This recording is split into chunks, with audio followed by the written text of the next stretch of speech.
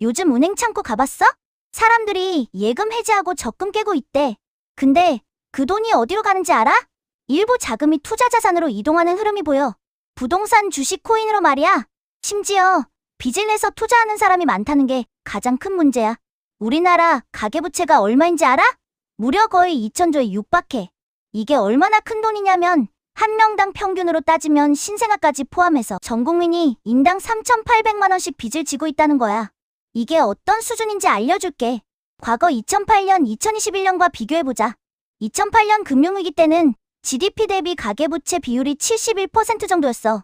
그때는 금리가 올라도 부채 비율이 낮아서 버틸 수 있었지. 2021년은 팬데믹 당시 중앙은행들이 돈을 대거 풀면서 유동성이 폭발적으로 늘었던 시기인데 가계부채가 GDP의 100%를 넘어 105% 근처까지 갔었어. 지금도 여전히 GDP의 거의 90% 정도로 세계 최고 수준이라는 점은 변함없어. 이렇게 너도 나도 빚 내서 투자하는 거 과연 괜찮을까? 그리고 형님들 환율 봤어? 1,450원 안팎에서 계속 왔다 갔다 하고 있어. 환율이 이렇게 높으면 뭐가 문제냐고? 첫째, 수입품 가격이 미친 듯이 올라. 주유소 가서 기름 넣을 때마다 심장이 아플 거야. 밀가루, 식용유, 커피 다 올라. 형님들 장바구니가 직격탄 맞는 거지. 둘째, 외국인들이 한국 원화 가치 별로네 하면서 삼성전자 주식 팔고 달러 들고 도망가. 그럼 코스피는 박살나는 거지. 이 와중에 2025년 하반기 한국은행이 뭐라고 했는지 알아? 예전에는 금리를 계속 내리겠다고 했는데 이제는 내릴지 말지 고민하겠대. 시장은 이 한마디를 어떻게 해석했겠어? 국채 금리가 급등하고 주택담보대출 금리가 순식간에 6%를 넘어섰단 말이야. 지금 우리 경제 상황이 어때? 자영업자들은 폐업 신고서 만지작거리고 있고 거리상가는 텅텅 비어있잖아. 소비는 얼어붙어서 다들 지갑을 꽉 닫았는데 이런 상황에서 금리를 올린다? 이건 마른 수건을 비틀어 짜서 마지막 물 한 방울까지 말려버리겠다는 소리야. 결국 수건이 찢어지고 말 거라고. 형님들한테만 금리 인상을 미리 알 수 있는 청기누설 비법 하나 알려줄게. 바로 3년 만기 국채 금리야. 형님들, 비 오기 전에 괜히 무릎부터 시큰거리고 쑤시는 거 알지? 중앙은행이 금리 인상이라는 폭풍우를 내리기 전에 국채 금리라는 무릎이 먼저 쑤시기 시작하는 거거든. 한국은행 총재님이 입으로는 아직 금리 안 올려요라고 말해도 시장에서 돈 고르는 큰손들은 이미 눈치채고 움직인단 말이야. 그 큰손들이 앞으로 비 오겠는데 싶으면 미리 돈을 빼버리고 그때 가장 먼저 반응해서 튀어오르는 게 바로 이 3년 만기 국채 금리야. 지금 한국 기준금리는 2.5%인데 이 3년 만기 국채 금리가 벌써 2.87%까지 오르고 있어. 이건 경제 기상청이 곧 금리 인상 소나기 쏟아지니까 빨리 우산 챙겨가고 형님들 무릎에 신호를 보내고 있는 거랑 똑같은 거야. 이 무릎 풍증만 잘 체크해도 형님들 소나기 맞아서 감기 걸릴 일은 절대 없지. 국채는 나라가 돈이 필요할 때 발행하는 차용증이야. 국가가 형님들한테 돈 좀 빌려줘.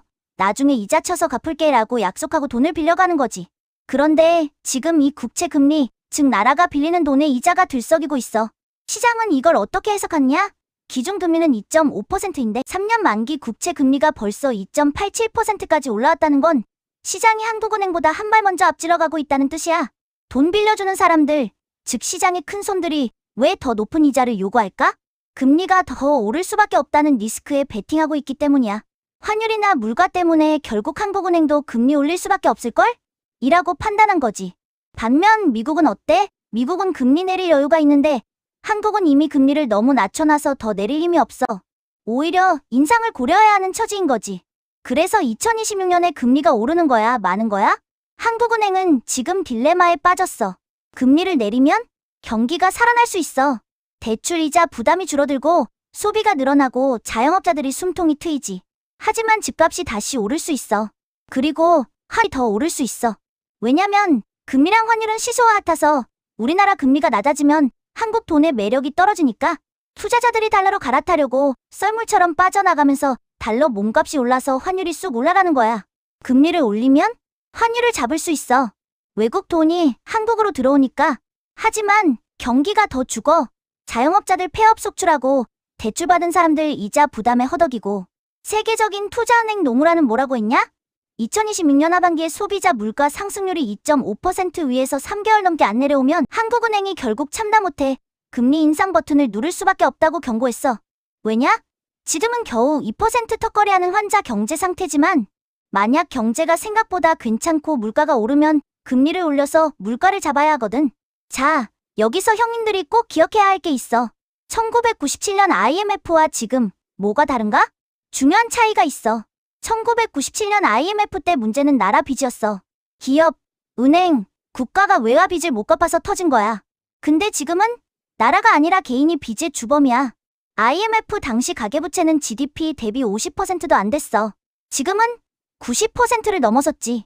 이게 무슨 뜻이냐면 예전엔 구조조정으로 기업만 잘라내면 됐는데 지금은 잘라낼 대상이 형님들 월급이라는 거야. 그리고 또 하나 소름 돋는 게 있어. 2008년 금융위기 직전에도 딱 이랬어.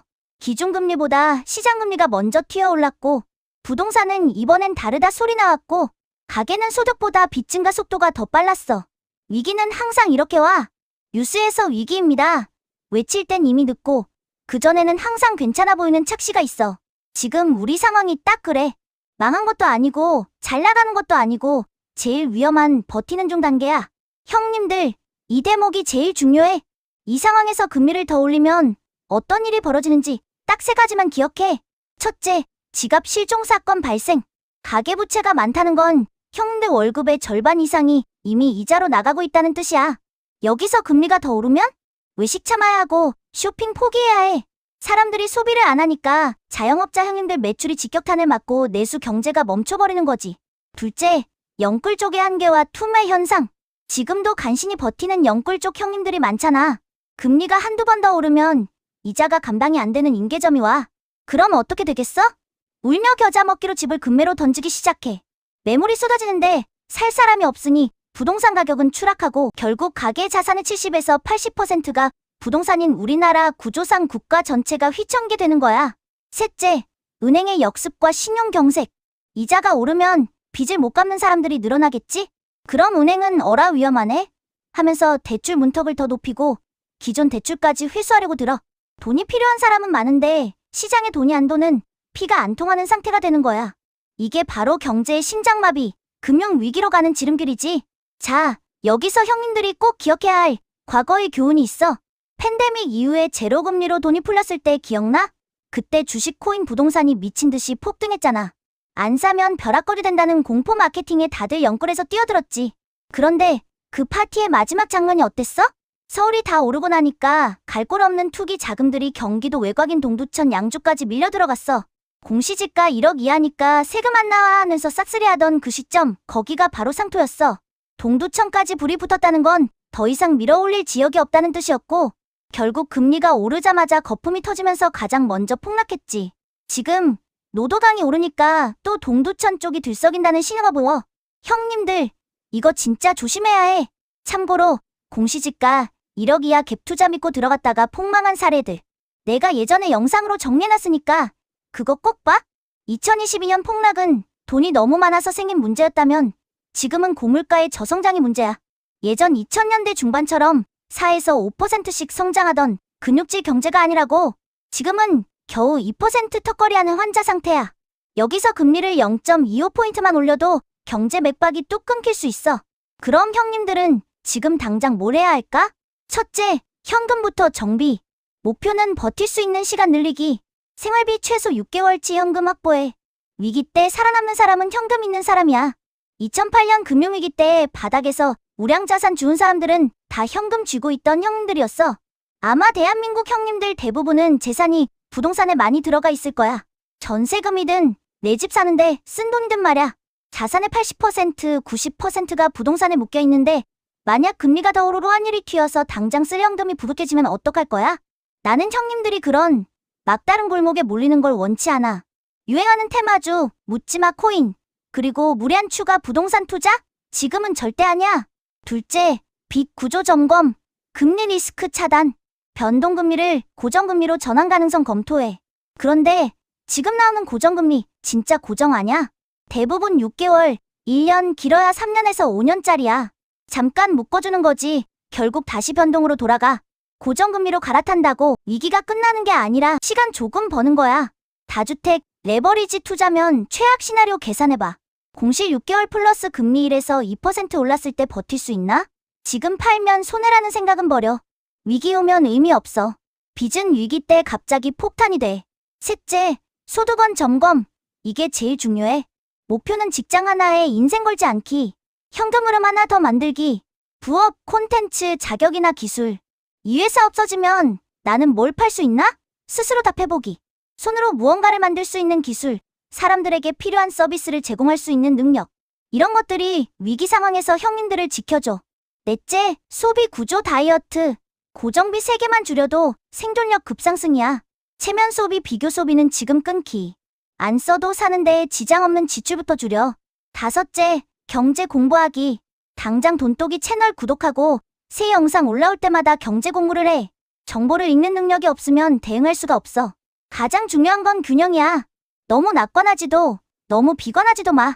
당장 나라 망한다고 공포에 빠져서 모든 걸 팔아치우고 산속으로 들어갈 필요는 없어. 하지만 아무 준비 없이 내일도 오늘과 똑같을 거야라고 믿는 것도 위험해. 어느 누구도 정확한 예측은 어려워. 어떤 상황에서도 살아남을 수 있게 대응을 해야 한다는 거지. 역사는 반복돼. 경기는 순환해. 오르면 내리고 내리면 다시 올라. 당장 큰 변화를 만들 수는 없을 거야. 하지만 작은 노력들이 쌓이면 큰 차이를 만들어. 오늘 빚 10만 원 갚는 것, 이번 달 고정비를 10만 원 줄이는 것, 돈독이 채널을 구독하는 것. 이런 작은 것들이 1년 후, 2년 후 형님들을 완전히 다른 위치에 서게 만들 거야. 준비된 자에게 위기는 기회야. 끝까지 본 형님은 인내심이 대단해서 꼭 성공할 거야. 오늘 공부는 여기까지. 사랑해 형님들.